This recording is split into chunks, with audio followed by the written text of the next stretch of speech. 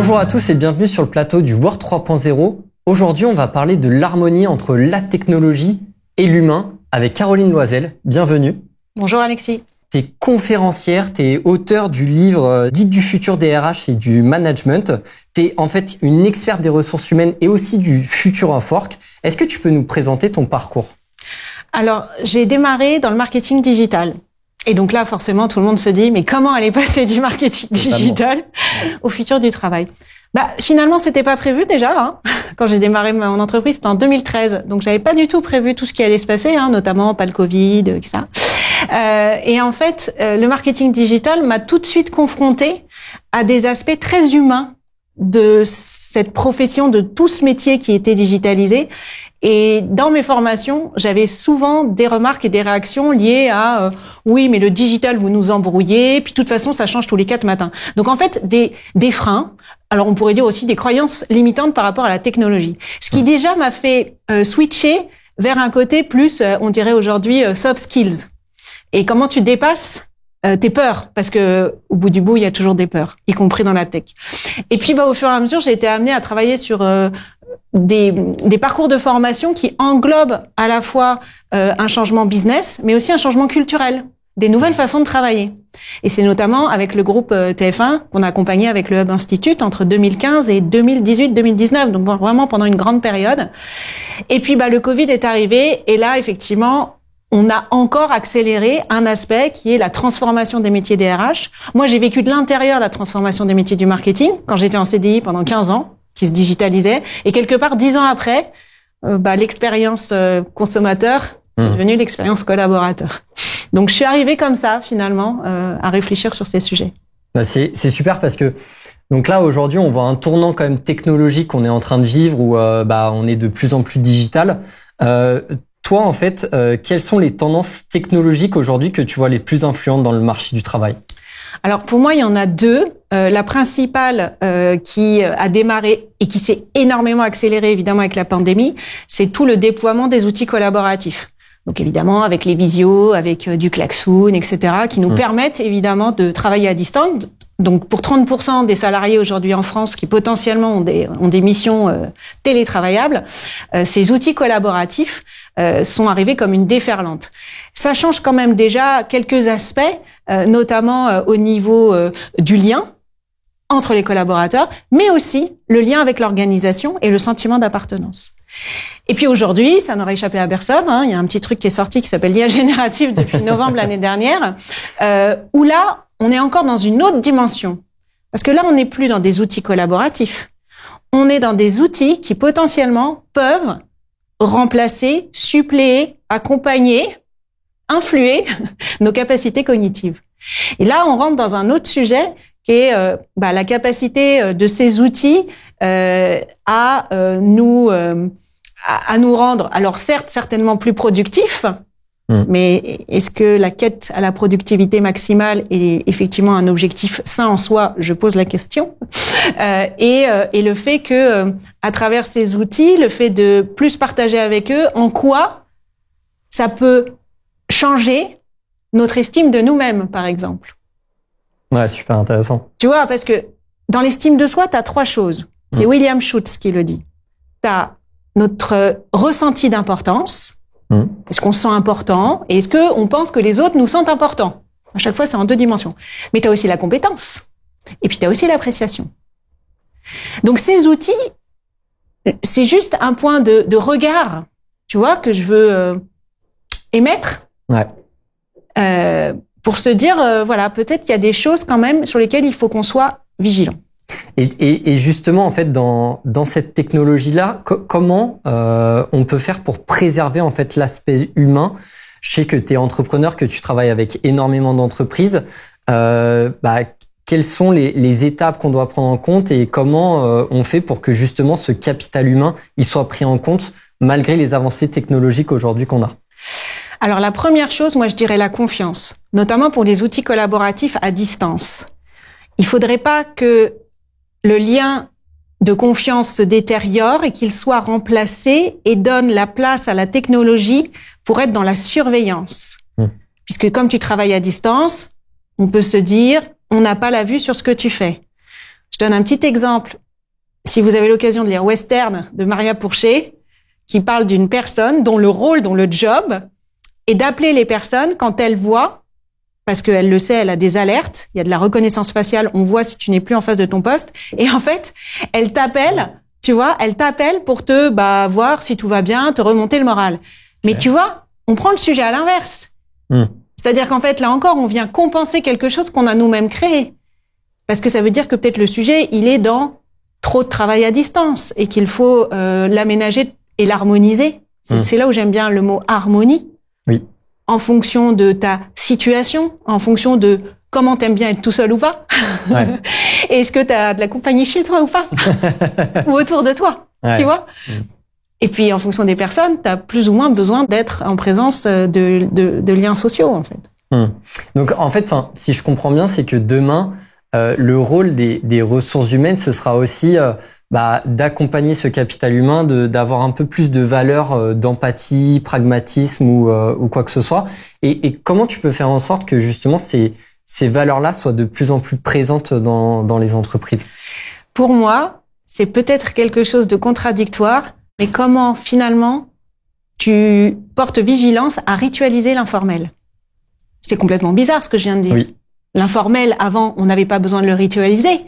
Il se passait de façon inopinée devant la machine à café, dans l'ascenseur, dans les couloirs, dans les bureaux. Mais aujourd'hui, avec la distance, et potentiellement les personnes ne travaillent pas au même moment, au même endroit, comment on continue à rendre une place importante à l'informel? Ce n'est pas mesurable. Si tu regardes la dernière étude de Microsoft, elle dit juste 53% de notre temps, on le passe à faire de la communication, des emails, du chat, du meeting, et 47% à faire des tâches de production, de création à travers Excel, etc. Bon, c'est données mondiales, voilà, c'est très global. Mais tu vois, alors comme l'informel n'est pas mesurable, il ne fait pas partie de notre temps de travail. Or, pour moi, il est clé. C'est dans les moments informels que tu peux désamorcer des tensions, que tu fais le plus œuvre d'empathie, que tu es le plus en lien avec tes équipes, avec tes proches, avec tes collaborateurs pour savoir si globalement leur situation individuelle se porte bien. On peut avoir plein de bonnes idées. Moi, je me souviens de comité de direction, on essayait d'avoir des idées, il sortait rien du tout au bout d'1h30. T'allais à la machine à café, il y avait 2-3 personnes qui se voyaient, ça y est, on avait la bonne idée.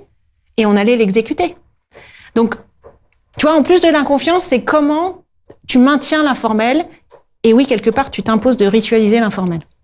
C'est vraiment très, très intéressant parce que c'est vrai que c'est là où on se dit que les meilleures décisions sont prises et où l'innovation est la plus présente en fait dans une entreprise, la machine à café ou des choses comme ça. Donc c'est vrai que le télétravail aujourd'hui n'y participe pas, mais il faut essayer de créer justement une mouvance autour de ça pour faire en sorte que justement des moments informels puissent se créer de manière à distance ou quoi que ce soit. Et je crois que dans ton livre, t'en parles beaucoup.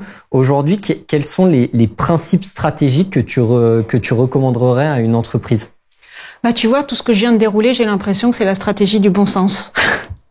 Et la stratégie du terrain. De se réappuyer sur ce que Marie Jahoda, en 1929, elle a appelé les fonctions latentes du travail. Ne pas oublier ça. Alors bien sûr, la fonction universelle et basique du travail, c'est d'avoir un salaire. Ok. Mais au-delà de ça, c'est quoi? C'est structurer notre temps. Il faudrait pas que la technologie, elle nous empêche de structurer notre temps. Quand je parle avec des amis, des proches qui me disent, en fait, le lundi matin, je passe une demi-journée à sélectionner les réunions auxquelles je vais assister, parce qu'en fait, j'ai tout mon planning sinon qui est chevauché, etc., parce qu'on m'a envoyé plein de meetings, ce qui n'arrivait pas auparavant. Avant la pandémie, il n'y avait pas ce sujet. Là, potentiellement, on peut être rempli de réunions. C'est tellement simple de faire un agenda, de dire pouf pouf, il faudrait que telle personne soit ici. Donc voilà, que la technologie ne vienne pas, tu vois, empiéter trop sur la structuration de notre temps, qu'elle ne vienne pas empiéter non plus sur ce qu'on a dit un petit peu tout à l'heure, notre capacité de socialisation. Demain, imaginons, je travaille à 50% avec ChatGPT. Est-ce que je vais parler aux gens de la même façon?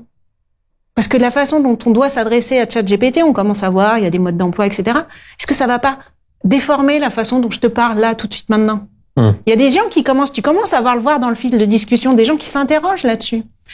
Et dans les fonctions latentes